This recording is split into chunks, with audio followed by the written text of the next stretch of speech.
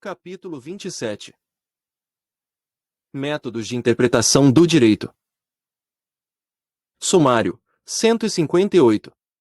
Método tradicional da escola da exegese.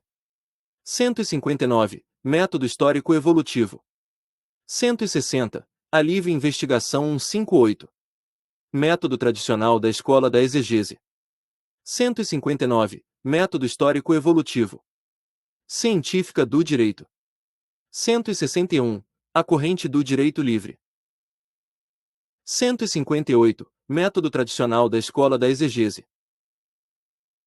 Os métodos se diversificam em função da prioridade que se atribui aos elementos da interpretação e grau de liberdade conferido aos juízes. O método tradicional ou clássico se valeu do meio gramatical e da lógica interna.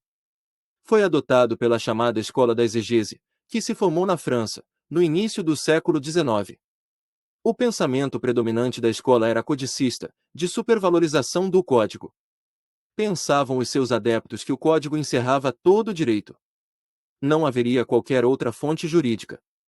Além do código, o intérprete não deveria pesquisar o direito na organização social, política ou econômica. A sua função limitava-se ao estudo das disposições legais.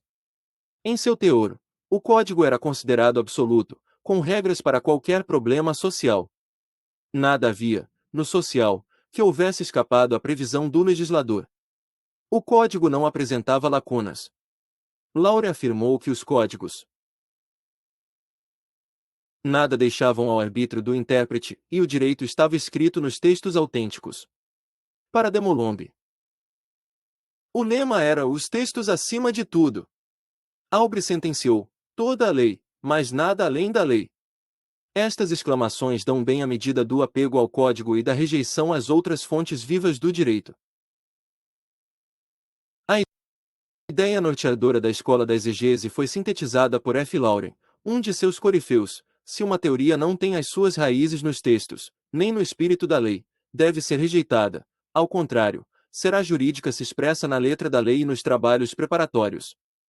Neste caso, deve ser aceita, não se recuando diante de alguma consequência. 1. O principal objetivo da exegese era revelar a vontade do legislador, daquele que planejou e fez a lei. A única interpretação correta seria a que traduzisse o pensamento de seu autor. Consequência dos postulados expressos pela escola foi o entendimento de que o Estado era o único autor do direito, pois detinha o monopólio da lei e do código. Como os tradicionalistas não admitiram outra fonte normativa, a sociedade ficava impedida de criar o direito costumeiro. Em resumo, os postulados básicos da escola da exegese foram: a. Dogmatismo legal. B. Subordinação à vontade do legislador. C. O Estado como único autor do direito. O declínio da escola da exegese teve início no último quartel do século XIX, na época em que o Poder Judiciário chamou a si a importante tarefa de adaptar os velhos textos às necessidades do tempo. A jurisprudência passou a ter maior prestígio. Capita registra o caso da escola e a ascensão da jurisprudência, porque decidem no vivo dos interesses, afastam-se, quando preciso, das soluções rígidas, impassíveis da doutrina, e um fosso se cava entre a escola da exegese e o tribunal. O que se elabora nos pretórios, pode-se dizer, mas não sem exagero, não é o que se ensina. 2. A escola da exegese desenvolveu importante papel ao longo do século XIX. Cumpriu a sua missão em um momento na vida do direito e quando a evolução da ciência jurídica superou os seus postulados. Desapareceu, mas até os dias atuais sentimos ainda a sua influência em nossos tribunais. O pensamento codicista da escola tinha o propósito de garantir o respeito ao Código Napoleão, que organizou o direito francês. Fruto de uma grande espera, receavam os juristas da época que, se concedidos amplos poderes ao intérprete, o código acabaria destruído. A doutrina moderna já não admite os velhos postulados da escola da exegese. O dogmatismo legal, que consistia na tese da autossuficiência dos códigos, já não possui adeptos. Por maior rigor técnico-científico, o código não pode assimilar todos os fatos sociais. Por maior que seja a previsão do legislador, muitas situações inapelavelmente escapam-lhe à percepção. Por outro lado, não se faz um código para ter vida efêmera. Os códigos duram algumas décadas e é natural que as novas circunstâncias políticas, econômicas e sociais o envelheçam. As mudanças sociais abrem lacunas, espaços em branco, nos textos legislativos. Daí se infere que o postulado do dogmatismo legal é falho e não pode servir de critério à moderna ciência do direito. A vontade do legislador já não é objeto de pesquisa na moderna hermenêutica. O intérprete, com auxílio dos diferentes elementos, deve investigar o espírito da lei. Limitar, por outro lado, toda a produção jurídica aos comandos do Estado é uma atitude contrária à ciência do direito. Dizer que só a lei é direito é recusar a fonte mais autêntica e genuína, que é o costume. 159. Método histórico evolutivo. A doutrina hermenêutica não poderia conformar-se, e não se conformou com os critérios firmados pela escola da exegese, que imobilizava o direito, impedindo os avanços da ciência jurídica. A concepção tradicionalista parecia inverter o pensamento de que a cultura jurídica está a serviço do homem. A nova corrente, que surgiu ao final do século XIX, atribuía ao intérprete um papel relevante. Cumpria ao judiciário manter o direito sempre vivo, atual, de acordo com as exigências sociais. Não era concebível que o direito ficasse estratificado na forma e no conteúdo, em velhas fórmulas, úteis no passado. A nova tese abraçada não visava a subversão no direito, mas ao respeito às verdadeiras razões das instituições jurídicas. O sistematizador desse método foi o francês Saleres, ao final do século XIX. O intérprete não deveria ficar adstrito à vontade do legislador. A lei, uma vez criada, perde a vinculação com o seu autor. O cordão umbilical é cortado. A lei vai ter vida autônoma, independente. Ao intérprete cumpre fazer uma interpretação atualizadora. Não significa alterar o espírito da lei, mas transportar o critério da época para o presente. O raciocínio se faz pela seguinte maneira: ao elaborar determinada lei, o legislador contemplou a realidade existente em 1950, quando foi promulgada. Se o legislador, elegendo iguais valores e princípios, fosse legislar para a realidade atual, teria legislado na forma X. O trabalho é apenas de atualização. Seguindo tal método, a doutrina francesa criou alguns institutos: teoria da imprevisão, teoria do abuso do direito, teoria da responsabilidade por risco causado. O direito, por definição, deve ser um reflexo da realidade social. Ora, se a realidade evoluir e a lei se mantém estática, o direito perde a sua força. Em vez de promover o bem social, vai criar problemas e atravancar o progresso. De certa forma, o poder judiciário vai suprir as deficiências do legislativo, que se revelou negligente, permitindo a defasagem entre a vida e o direito. Não se conclua daí a intromissão de poderes.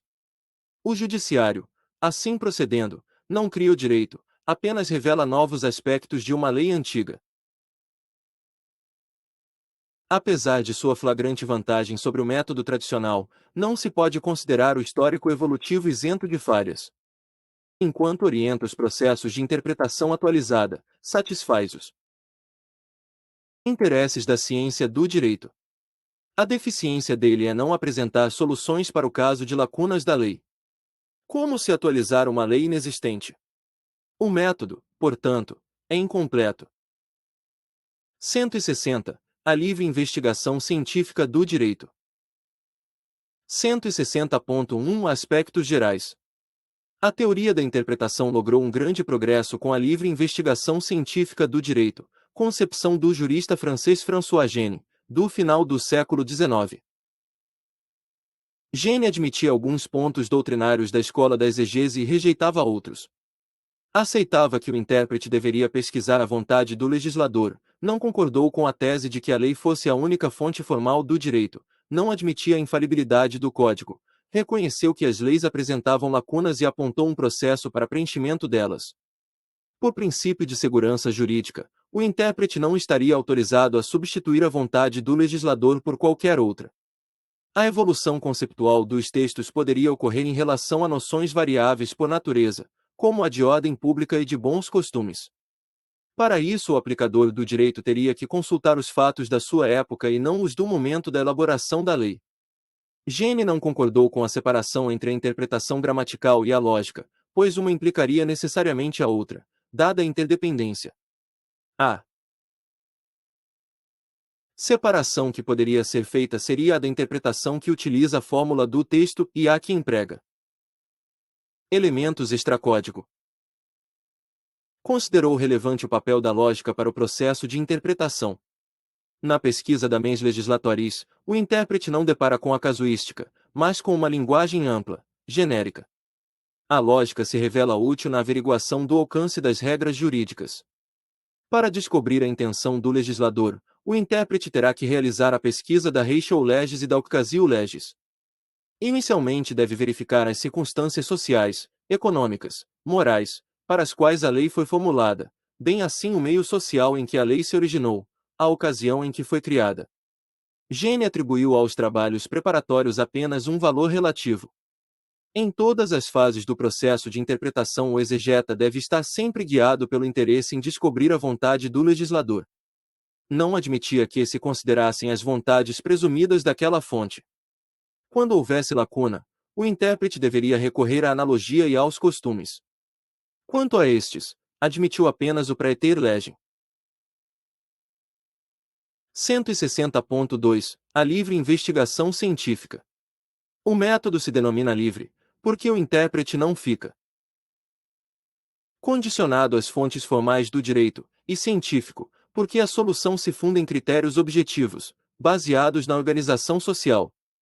O direito possui, na sua versão, duas categorias, o dado e o construído. O dado corresponde à realidade observada pelo legislador, às fontes materiais do direito, como os elementos econômico, moral, científico, técnico, cultural, histórico, político, etc. O construído é uma operação lógica e artística que, considerando o dado, subordina os fatos a uma ordem de fins, como menciona Miguel Reale. 3. Somente depois de haver esgotado os recursos da lei, analogia e costume, ficaria o intérprete livre para pesquisar o modelo jurídico na chamada natureza positiva das coisas, que consiste na organização econômica, social e política do país. A divisa de Jane era, além do Código Civil, mas através do Código Civil. O intérprete não poderia extrair da sua vontade própria as normas reitoras, mas ler o direito nos fatos da vida e as regras captadas deveriam estar conforme os princípios do sistema jurídico. Nesse momento, a liberdade do intérprete não é igual à do sociólogo, é uma liberdade que tem o seu limite na índole do sistema jurídico. A ideia de justiça também é uma base orientadora. Jane afirmou que, sendo justo um fim para alcançar, a missão do intérprete se reduz a descobrir, nas condições dadas, os meios de realização mais idôneos. 4. Interpretando esse pensamento, Eduardo Garcia Maines esclarece que, depois de buscar uma inspiração na ideia de justiça, deverá o juiz levar em conta, de acordo com as circunstâncias especiais de cada questão concreta, os princípios a que em forma direta, mais ou menos, se haja subordinado àquela ideia. 5. A livre investigação científica do direito foi mais um passo à frente na evolução da hermenêutica jurídica e por isso alcançou ampla repercussão. 161. A corrente do direito livre. 161.1 A doutrina. A corrente do direito livre esposou uma doutrina diametralmente oposta à da exegese. Enquanto esta mantinha o intérprete inteiramente dominado pelo texto das leis, impedido de adaptar os dispositivos às exigências modernas, com flagrante prejuízo para a justiça, a corrente do direito livre concedia ampla liberdade ao intérprete na aplicação do direito. A corrente denominou-se livre, porque assim deixava o intérprete em face da lei. O juiz, ao decidir uma questão, poderia abandonar o texto legal, se o considerasse incapaz de fornecer uma solução justa para o caso. Se a lei fosse justa, deveria ser adotada, caso contrário, seria colocada de lado e o intérprete ficaria livre para aplicar a norma que julgasse acorde com os critérios de justiça. Na prática, a doutrina exposta seguiria esse procedimento. Diante de um caso concreto, o juiz daria a melhor solução, de acordo com o seu sentimento de justiça. Posteriormente, abriria o código para localizar o embasamento jurídico para a sentença. A divisa seria a justiça pelo código ou apesar do código. Esta concepção era avançada e ia muito além das ideias de F. Gene. Por ela o juiz, além de julgar os fatos, julgava também a lei, em face dos ideais de justiça. O juiz possuía o poder de marginalizar leis e de criar normas para casos específicos. Essa doutrina não se estendia ao campo do direito penal, em face do princípio da reserva legal. Essa corrente formou-se em reação à exegese tradicional e em apoio às novas ideias que surgiam através de Saleires e Gene. Estes, contudo, não desprezavam a lei, apenas não se conformavam com a passividade a que era reduzido o juiz, em ter que aceitar a letra da lei dogmaticamente, abandonando a nova realidade viva dos fatos. Reichel, citado por Maynes, aponta as teses mais difundidas pela corrente do direito livre.